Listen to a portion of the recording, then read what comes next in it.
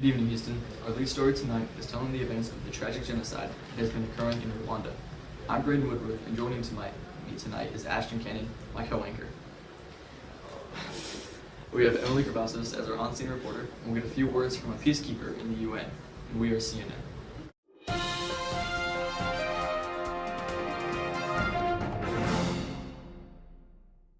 As of now, the death toll is over 500,000 and is rising by the day. The cause of the genocide is the growing tension between the Hutus and the Tutsis. And it all started on April 7, 1994, the day after the plane carrying the Rwandan president was shot down near Kigali. The Hutus blamed the Tutsis for this and immediately went after their leaders in retaliation. The UN has sent in troops to try and keep the peace. We have our very own Emily Cavazos on scene to talk to one of the brave men there. How are things looking there, Emily? I'm here in Rwanda with Mr. J.R. Lusan, a United Nations peacekeeper who was sent here to control the chaos. So, Mr. Lusan, how was it like to be on these streets?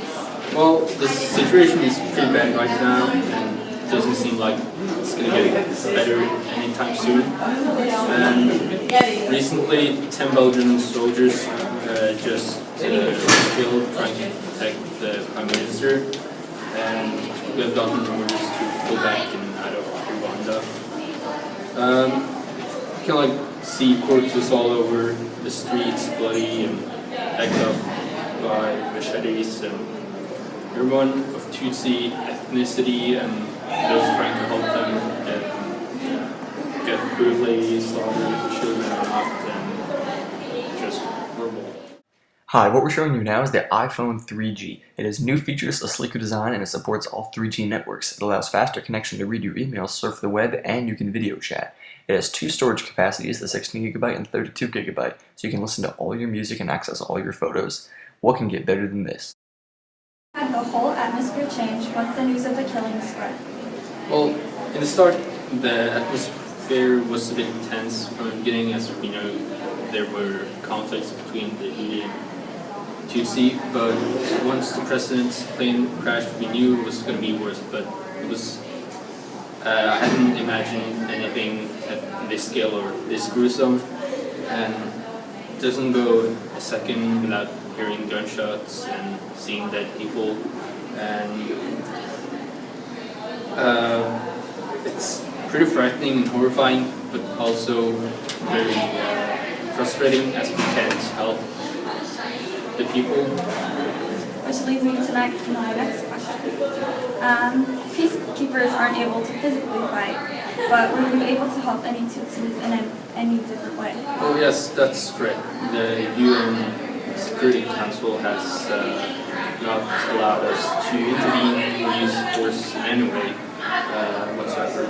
And we have gotten orders to only bring back the foreign people working here and not to help any Hutu or Tutsi. And well, as we're not allowed, some people have tried to help them, but it's not good enough as we need. They won't send us supplies and weapons or let us use force, and we don't have nearly enough peacekeepers here. Okay. Thank you, Jordan. This is Emily Cavazos for CNN. Back to you, Brandon and Ashton. You've been locked outside in the desert with no water and you're dying of thirst? Look no further. Purified drinking water bottle. It'll save your life.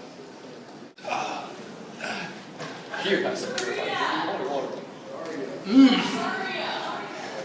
Thank you, purified drinking water bottle. Purified water is great. It saved my life.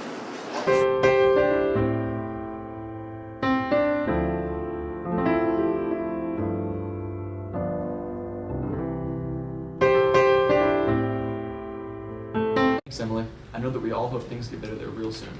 Now, over to Ashton Cannon for more on this tragedy. Alright, thanks, Braden.